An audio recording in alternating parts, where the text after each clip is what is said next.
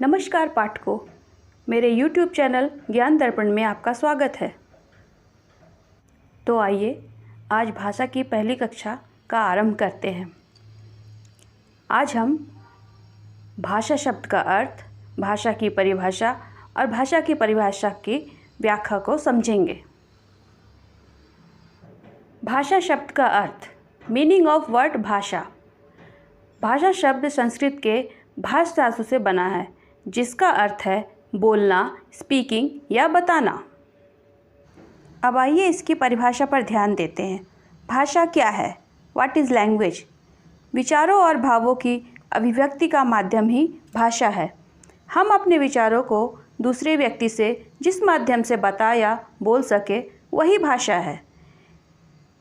किसी भी व्यक्ति को अपने विचार बताने का सबसे आसान माध्यम बोलना है।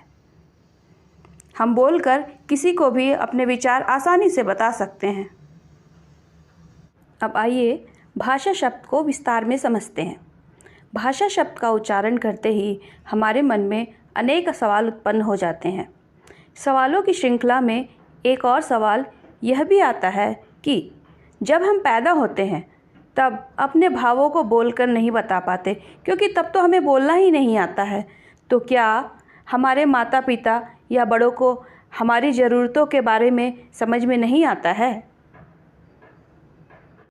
बिल्कुल नहीं। यहाँ तो इसका उल्टा ही है, क्योंकि बच्चा तो सिर्फ रोकर और हंसकर ही अपने भावों या कहा जाए कि अपनी ज़रूरतों को बताने में सफल हो जाता है। अगर हम कुछ काम करते हैं और बच्चा रोने लगता है तो हमें आसानी से समझ में आ जाता है कि बच्चे को यहाँ बिल्कुल आराम नहीं लग रहा है, ये काम हमें नहीं करना चाहिए। वहीं जब हम ऐसा कुछ करते हैं और बच्चा खिलखिलाकर हंसने लगता है तो हमें आसानी से समझ में आ जाता है ये चीज़ बच्चे को पसंद आ रही है और ये हम फिर से कर सकते हैं। कुत्ते का भौंकना, मालिक को देखकर पूंछ हिलाना या बिल्ली का म्याऊं करना, क्या ये भाषा है? आपने अक्सर देखा होगा, कुत्ते अनजान लोगों को देखकर भौंकने लगते हैं, पर परिचित व्यक्ति या अपने मालिक को देखकर पूंछ हिलाने लगते हैं और कूकू की आवाज़ करते हैं, खेलना भी चाहते हैं। स्टेशन मास्टर हरी और लाल बत्ती की सहायता से ट्रेन को चलाने और रोकने का काम आसानी से कर लेता है। तो क्या ये भाषा है? असल में बच्चे का रोना या हंसना, कुत्ते का पूंछ हिलाना या भौंकना, स्टेशन मास्टर का लाल हरी बत्ती से ट्रेन का संचालन करना और हमारा बातें करना, ये सभी संकेत की भाषा है। किंतु इन इशारों, संकेतों और चिन्हों को सही मायने में भाषा नहीं कह सकते हैं।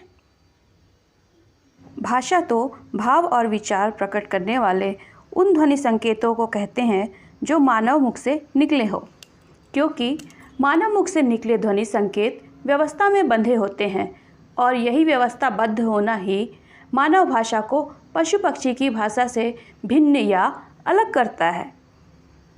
नमस्कार दोस्तों, फिर मिलते हैं अगली वीडियो में।